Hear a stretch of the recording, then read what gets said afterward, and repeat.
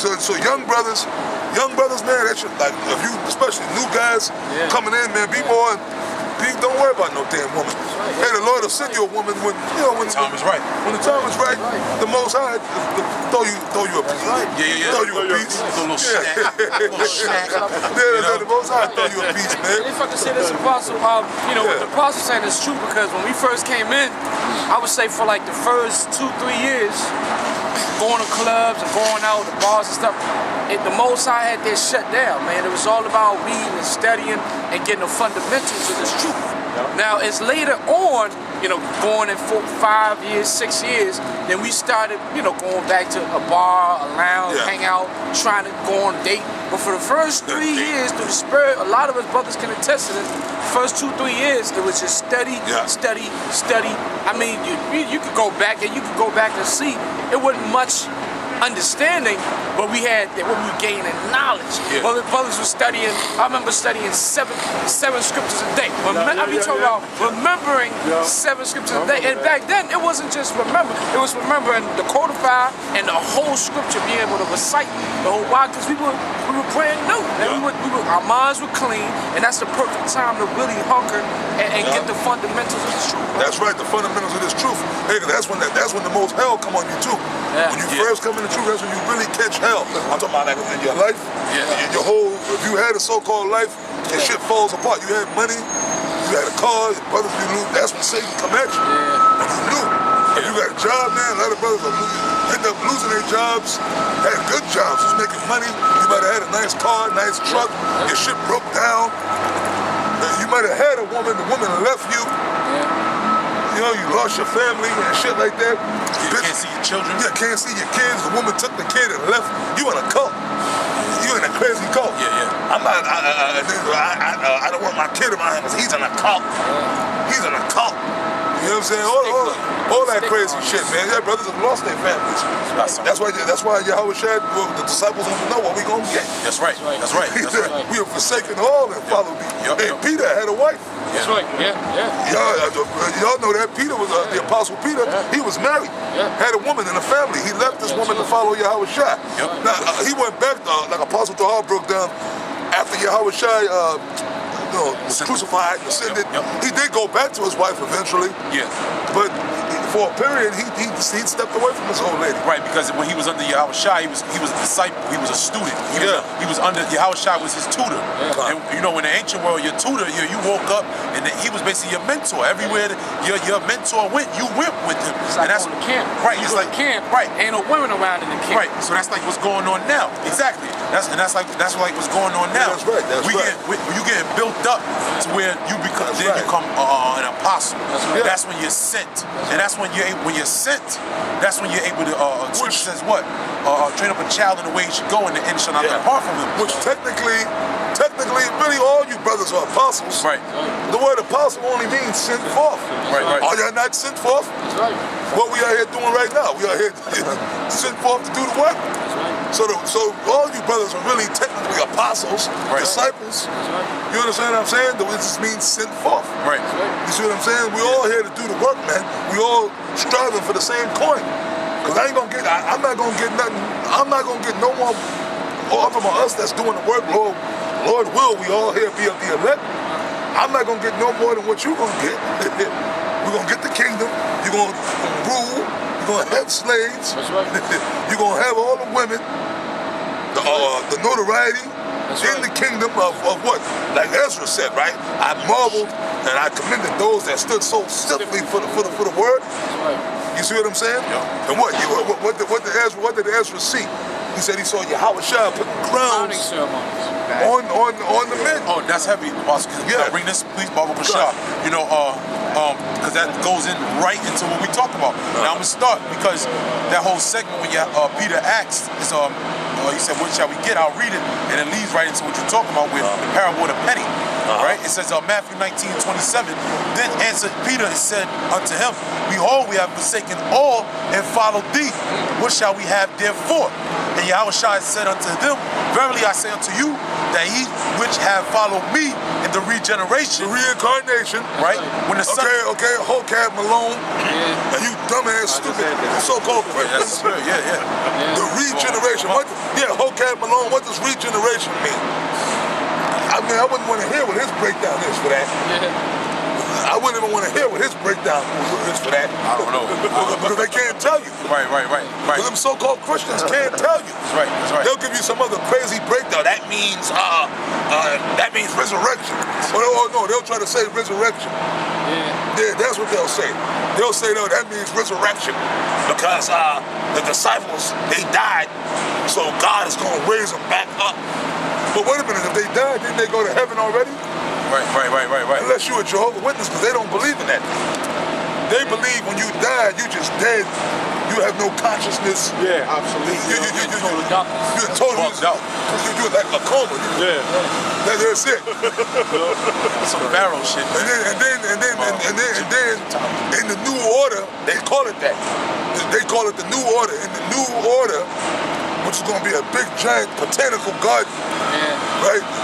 The dead gonna come back to life, and they all gonna live in this big botanical fucking garden. Flowers, drinking roses. flowers and milk and eating apples and shit. Literally drinking milk and honey. Yeah. Thus said the man Charles Taze Russell. Yeah, Charles Taze Who was really, when I did the research on it, it was a guy before him that gave him the so-called prophecy. Neiman or some shit his name was, man. Well, that and the Seventh-day Adventists. Neiman or something like that. Yeah, the Seventh-day Adventists and Jehovah's Witnesses. I think they broke off from the Jehovah's Witnesses. The Seventh-day Adventists is pretty much similar. They're close. They're close. And Charles Taze Russell was a Mason. He was a Mason.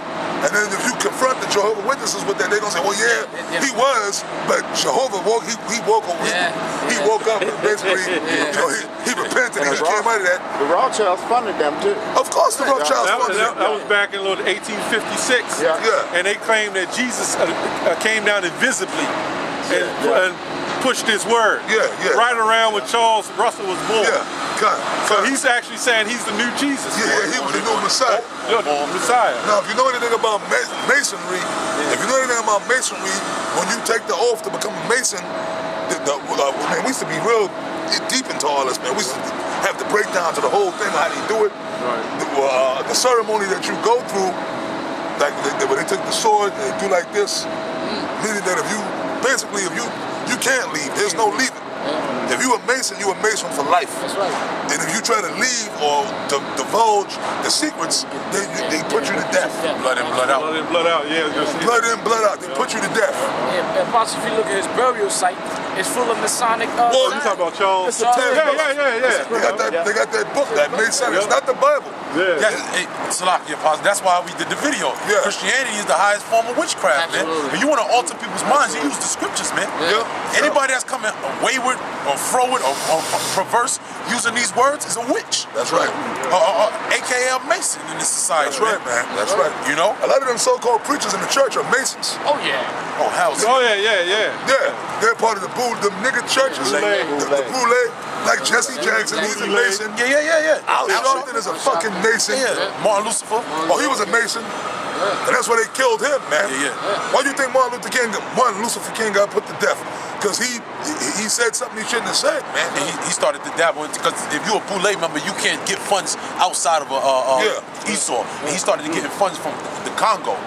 So he started, getting different strings pulling them. They was like, we taking you out. And he started to realize that, his conscience started. fucking with him. That's why he made that speech, man.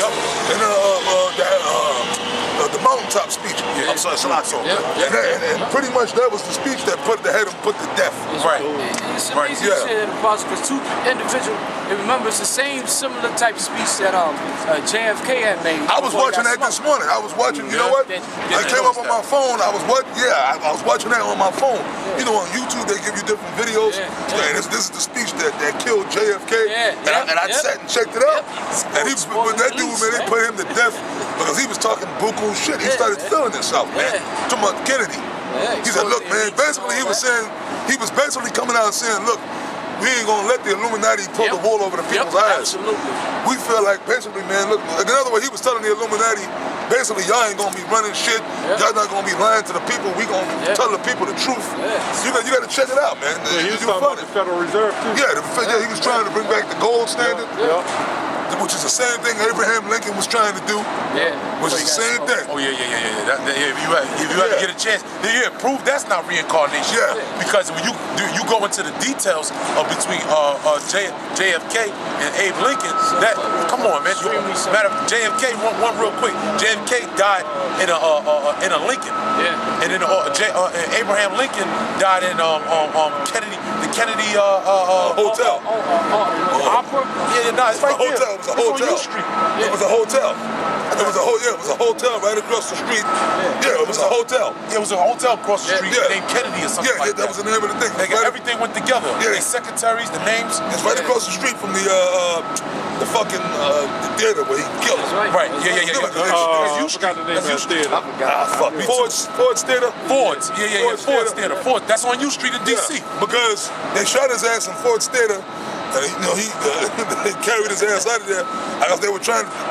That's what it is. Salakia. It's JFK. His middle name is Ford. That's what the F. The F is for.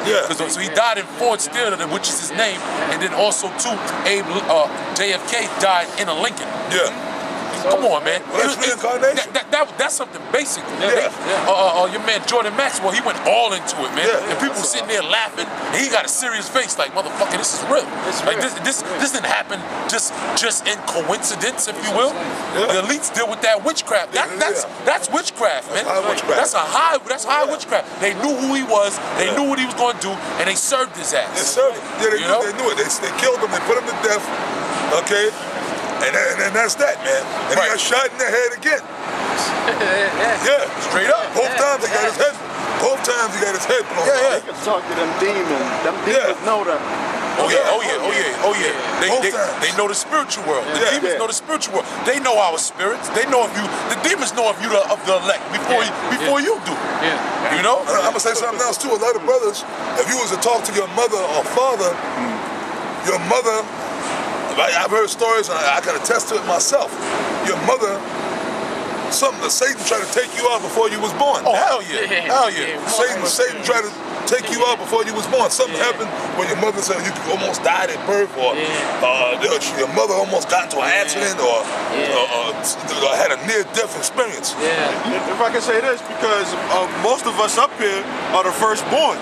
You know, and in this society, the woman that's the firstborn want to get an abortion. You know? That's the order of it. That's what? Almost taking you out.